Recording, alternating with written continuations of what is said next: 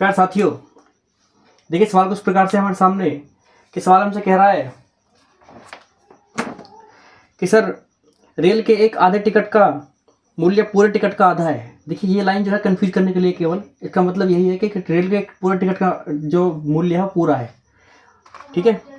फिर उसने बोला है हमसे कि किंतु आधे टिकट पर आरक्षण प्रभार पूरे टिकट के जितना ही है।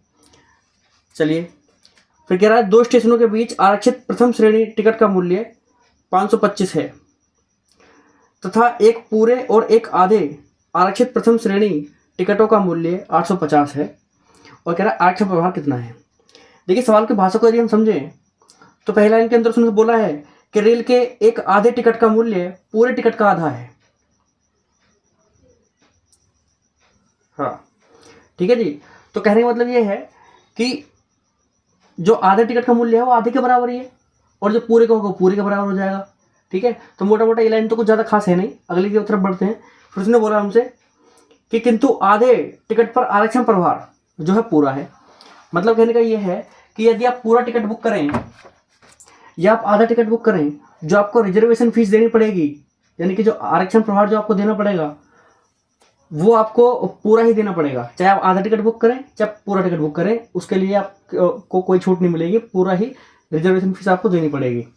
चलिए, और उसने फिर बोला है हमसे कि दो स्टेशनों के बीच की जो एक प्रथम श्रेणी का टिकट उसने बताया कि 525 रुपये का है, टोटल मिलकर बन रहा है वो सर। उसमें आरक्षण प्रभार भी शामिल है, रिजर्वेशन फीस भी शामिल है, और टिकट का जो मूल्य है वो भी शामिल है। और कुछ इसी प्रकार से फिर उसने बोला है कि एक पूरे और एक आधे टिकट का मूल्य हमें दिया हुआ है 850, और फिर बोला है कि जो आरक्षण प्रभार है उसको बताइए सर, यानी कि रिजर्वेशन फीस के बारे में हमें बताना है। तो सबसे पहले सर गिवन चीज़ों की अगर हम बात करें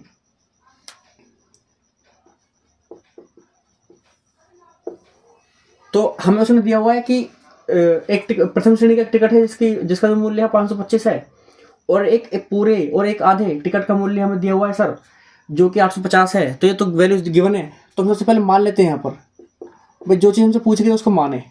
तो माना कि पूरे टिकट का मूल्य है,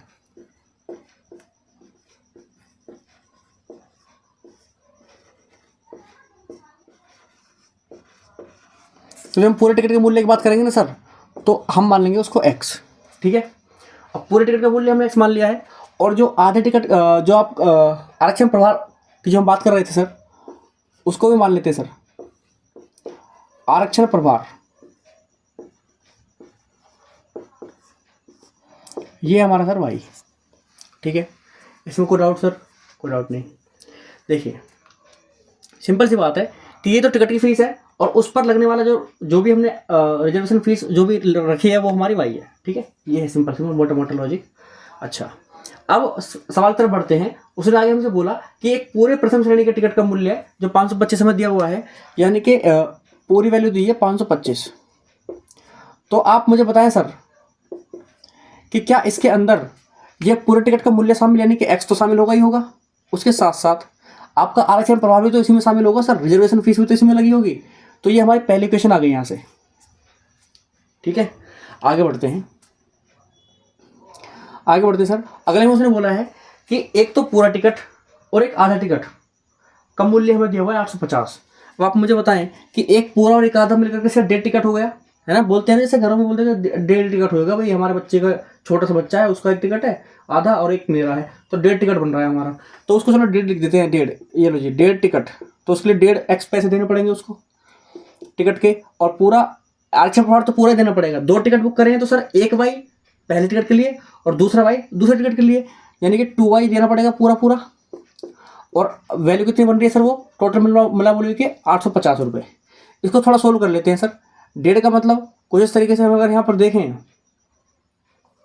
तो अपन में 10 आ जाएगा, और 5 से कटेगा 5 या 15, और 5 दूनी 10 बार, और सर ये आपका आ गया 3/2x प्लस में 2y बराबर के अंदर 850। चलिए सर, अब मुझे लगता है सर कि इसको या तो 2 मान लें या फिर इसको थोड़ा और सोल्व कर लीजिए आगे। यहाँ पर एलसीएम ले लेता हूँ मैं 2, तो जब 2 एलसीएम लूँगा तो ये 3x बचेगा प्लस में, और 2 यहाँ पर सी से जाकर मल्टीप्लाई हो जाएगी, यानी 4y हो जाएगा, और बराबर के अंदर 2 की मल्टीप्लाई इसमें हो जाएगी सर। तो 0 और 2 5 10 की 0 हासिल लगाएगी, 2 8 16 17, यानी कि 1700। तो ये इसको हम मान लेते हैं समीकरण नंबर 2। अब सर अगर आपने 10th क्लास पढ़ी है, ऑब्वियस सी बात है सर, अगर आप तैयारी कर रहे हैं किसी एग्जाम की तो आपने बिल्कुल पढ़ी होगी। तो ये बिल्कुल उसी क्लास का एक सवाल है, उसी क्लास के चैप्टर का सवाल है, लीनियर पेयर इन टू वेरिएबल्स। ठीक है सर, लीनियर पेयर इन टू वेरिएबल्स का ये सवाल है सर। तो उसमें जो है आपका रैखिक समीकरण युग्म होते हैं 2 चर वाले। तो यहाँ पर आप देखिए सर 2 चर हैं और देखिए एक रैखिक समीकरण युग्म बन रहा है, यहाँ भी 2 चर हैं और एक रैखिक समीकरण युग्म बन रहा है। तो कुछ इस तरीके से अब इनको हमें सोल्व करना है। सोल्व करने के 3 मेथड होते थे सर, सब्स्टिट्यूशन मेथड और आपका क्रॉस मल्टीप्लिकेशन मेथड और एलिमिनेशन मेथड। तो हम यहाँ पर एलिमिनेशन मेथड लगा देंगे सर। देखिए यहाँ पर 3x है, मुझे x नहीं चाहिए, मुझे y की वैल्यू चाहिए। आरक्षण प्रभार उसने पूछा है तो निकालूंगा जो पूछा गया है। तो मुझे x को भगाना है सर। तो इन दोनों इक्वेशन का यूज करके भगाऊंगा मैं। किस तरीके से, देखिए 2 में से घटाऊंगा पहले इक्वेशन को, लेकिन सीधे सीधे नहीं घटाऊंगा, इसमें 3 की गुणा कर दूंगा पहले पूरी में। 3 की गुणा करने पर क्या होगा सर कि इस पूरी में जब मैं 3 की गुणा करूंगा तो ये 3 की गुणा इस x के साथ भी होगी, इस y के साथ भी होगी। उस प्रकार से 3 गुणा इस 525 के साथ भी होगी। तो क्या बनेगा कि 3x बन जाएगा। नहीं, देखिए इस प्रकार से लिखूंगा मैं यहाँ पर 3x, देखिए घटाते हैं कुछ इस तरीके से 4y = 1700 और नीचे कुछ तरीके से आपका देखिए 3 गुणा x के साथ तो 3x बना और प्लस के अंदर 3 गुणा y के साथ हुई तो 3y बना और इस = जब 3 गुणा इसके साथ होगी तो 3 पंजे 15 5 हासिल लगेगी, 3 6 7 और 3 पंजे 15। तो कुछ तरीके से सर 1575 ये हमारी वैल्यू बन रही होगी यहाँ पर। अब जब इसको हम घटाते हैं ना सर तो साइन चेंज होते हैं। ये यहाँ पर प्लस है तो ये माइनस बनेगा, ये प्लस है तो ये माइनस बनेगा, ये प्लस है तो ये माइनस बनेगा। तो देखिए सर ये 3x से 3x कट जाएगा और 4y में से 3y माइनस होंगे क्योंकि साइन बदल गया है। तो माइनस होंगे तो कितना बचेगा सर 1y। भाई 4y हैं उसमें से आपके 3y चले जाएँ तो 1y तो बचेगा सर। और बराबर के अंदर आप देखेंगे सर यहाँ से घटाएंगे तो 5 का 5, 10 में से 5 गया 5 और यहाँ पर आपका 9 में से 7 गए तो 2 और 6 में से 5 गया तो 1, यानी कि y की वैल्यू सर कितनी आ गई हमारी 125। यानी कि जो आरक्षण प्रभार है सर, रिजर्वेशन फीस जो है सर वो 125 है। और हमसे यदि सर वो टिकट का मूल्य पूछे कि पूरे टिकट का मूल्य बताइए तो आप इस y की वैल्यू को यहाँ पुट कर दें इस इक्वेशन में और इसको इसमें से माइनस कर दें तो आप देखेंगे सर कि 400 रुपये जो है आपके पूरे टिकट का मूल्य आ जाएगा।